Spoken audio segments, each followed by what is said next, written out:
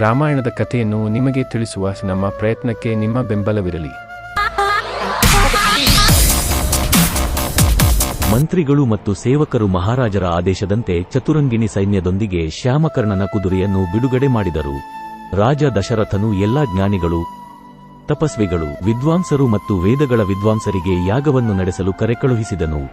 ನಿಗದಿತ ಸಮಯಕ್ಕೆ ಮಹಾರಾಜ ದಶರಥನು ತನ್ನ ಗುರು ವಶಿಷ್ಠಜಿ ಮತ್ತು ದೇಶವನ್ನು ಆಳಿದ ಲೋಭಪಾದನ ಮೊಮ್ಮಗನಾದ ತನ್ನ ಆತ್ಮೀಯ ಸ್ನೇಹಿತ ಅಂಗನೊಂದಿಗೆ ಎಲ್ಲಾ ಭಕ್ತರೊಂದಿಗೆ ಯಾಗದ ಮಂಟಪಕ್ಕೆ ಬಂದನು. ಹೀಗೆ ಮಹಾಯಾಗವನ್ನು ವಿಧಿವತ್ತಾಗಿ ಆರಂಭಿಸಲಾಯಿತು. ವೇದಗಳ ಸ್ತೋತ್ರಗಳ ಪಠಣದಿಂದ ಇಡೀ ವಾತಾವರಣವು ಪ್ರತಿಧ್ವನಿಸಿತು ಮತ್ತು ಸಮಿಧೆಯ ಪರಿಮಳವನ್ನು ಸೂಸುತ್ತಿತ್ತು. ಎಲ್ಲ ಪಂಡಿತರು, ಬ್ರಾಹ್ಮಣರು, ಋಷಿಮುನಿಗಳು ಇತ್ಯಾದಿಗಳಿಗೆ ಬೆಚ್ಚಗಿನ ಬೀಳ್ಕೊಡುಗೆಯೊಂದಿಗೆ ಯಜ್ಞವು ಕೊನೆಗೊಂಡಿತು.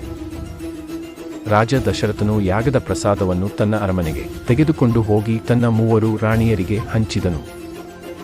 ಪ್ರಸಾದ ಸ್ವೀಕರಿಸಿದ ಫಲವಾಗಿ ಪರಮಪಿತನ ಕೃಪೆಯಿಂದ 3 ರಾಣಿಯರು ಗರ್ಭಧರಿಸಿದರು. ಶುಕ್ಲ ಪಕ್ಷದ 9ನೇ ದಿನದಂದು ಪುನರ್ವಸು ನಕ್ಷತ್ರದಲ್ಲಿ ಸೂರ್ಯ, ಮಂಗಳ, ಶನಿ, ಗುರು ಮತ್ತು ಶುಕ್ರರು ತಮ್ಮ ತಮ್ಮ ಉಚ್ಚಸ್ಥಾನಗಳಲ್ಲಿ ಕುಳಿತಿದ್ದಾಗ ಚೈತ್ರ ಮಾಸ ಕರ್ಕಾಟಕ ಲಗ್ನದಲ್ಲಿ ಸೂರ್ಯ ಉದಯಿಸಿದ ಕೂಡಲೇ ದಶರಥ ರಾಜನ ಹಿರಿಯ ರಾಣಿ ಕೌಶಲ್ಯೆಯ ಗರ್ಭದಿಂದ ಒಂದು ಮಗು ಜನಿಸಿತು. ಆ ಮಗು ಕಪ್ಪು ಬಣ್ಣದ್ದು, ಅತ್ಯಂತ ಪ್ರಕಾಶಮಾನ, ಪರಮ ಕಾಂತಿ ಮತ್ತು ಅದ್ಭುತವಾದ ಸುಂದರಿ. ಆ ಮಗುವನ್ನು ನೋಡಿದವರು ಮೋಸ ಹೋದರು. ಇದರ ನಂತರ ಮಂಗಳಕರ ನಕ್ಷತ್ರಪುಂಜಗಳು ಮತ್ತು ಶುಭ ಮುಹೂರ್ತಗಳಲ್ಲಿ 2 ಅದ್ಭುತ ಪುತ್ರರು ಜನಿಸಿದರು. ಒಬ್ಬ ರಾಣಿ ಕೈಕೇಯಿ ಮತ್ತು 3ನೇ ರಾಣಿ ಸುಮಿತ್ರ. ಇಡೀ ರಾಜ್ಯವು ಆಚರಿಸಲು ಪ್ರಾರಂಭಿಸಿತು. ಗಂಧರ್ವರು ಹಾಡಲು ಪ್ರಾರಂಭಿಸಿದರು ಮತ್ತು ಮಹಾರಾಜನ 4 ಪುತ್ರರ ಜನನದ ಸಂತೋಷದಲ್ಲಿ ಅಪ್ಸರೆಯರು ನೃತ್ಯ ಮಾಡಿದರು. ದೇವತೆಗಳು ತಮ್ಮ ವಿಮಾನಗಳಲ್ಲಿ ಕುಳಿತು ಪುಷ್ಪವೃಷ್ಟಿ ಮಾಡಲು ಪ್ರಾರಂಭಿಸಿದರು. ಮುಕ್ತ ಹಸ್ತದಿಂದ ರಾಜದ್ವಾರಕ್ಕೆ ಬಂದ ಮಹಾರಾಜರು ಅರಮನೆಗೆ ಬಂದಿದ್ದ ಬ್ರಾಹ್ಮಣರಿಗೆ ಮತ್ತು ಮನೋವಾದಿಗಳಿಗೆ ದಕ್ಷಿಣೆಯನ್ನು ದಾನ ಮಾಡಿ ಅವರನ್ನು ಆಶೀರ್ವದಿಸಿದರು. ಪ್ರಶಸ್ತಿಯಲ್ಲಿ ಜನರಿಗೆ ಹಣ ಮತ್ತು ಧಾನ್ಯಗಳನ್ನು ನೀಡಲಾಯಿತು ಮತ್ತು ಆಸಕ್ತರಿಗೆ ರತ್ನಗಳು, ಆಭರಣಗಳು ಮತ್ತು ಬಿರುದುಗಳನ್ನು ನೀಡಲಾಯಿತು.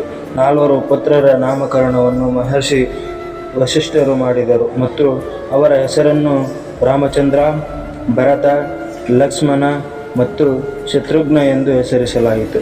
ವಯಸ್ಸಾದಂತೆ ರಾಮಚಂದ್ರನು ತನ್ನ ಸಹೋದರರಿಗಿಂತ ಗುಣಗಳಲ್ಲಿ ಮುಂದೆ ಸಾಗಲು ಪ್ರಾರಂಭಿಸಿದನು ಮತ್ತು ಪ್ರಜೆಗಳಲ್ಲಿ ಬಹಳ ಜನಪ್ರಿಯನಾದನು.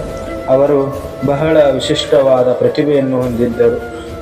ಅದರ ಪರಿಣಾಮವಾಗಿ ಅವರು ಕಡಿಮೆ ಅವಧಿಯಲ್ಲಿ ಎಲ್ಲ ವಿಷಯಗಳಲ್ಲಿ ಪ್ರಾವೀಣ್ಯತೆಯನ್ನು ಪಡೆದರು. ಎಲ್ಲ ರೀತಿಯ ಆಯುಧಗಳನ್ನು ಪ್ರಯೋಗಿಸುವುದರಲ್ಲಿ ಮತ್ತು ಆನೆಗಳು, ಕುದುರೆಗಳು ಮತ್ತು ಎಲ್ಲ ರೀತಿಯ ವಾಹನಗಳನ್ನು ಸವಾರಿ ಮಾಡುವಲ್ಲಿ ಅವರು ಅಸಾಧಾರಣ ಪಾಂಡಿತ್ಯವನ್ನು ಪಡೆದರು. ತಂದೆ, ತಾಯಿ ಮತ್ತು ಶಿಕ್ಷಕರ ಸೇವೆಯಲ್ಲಿ ನಿರಂತರವಾಗಿ ತೊಡಗಿಸಿಕೊಂಡರು.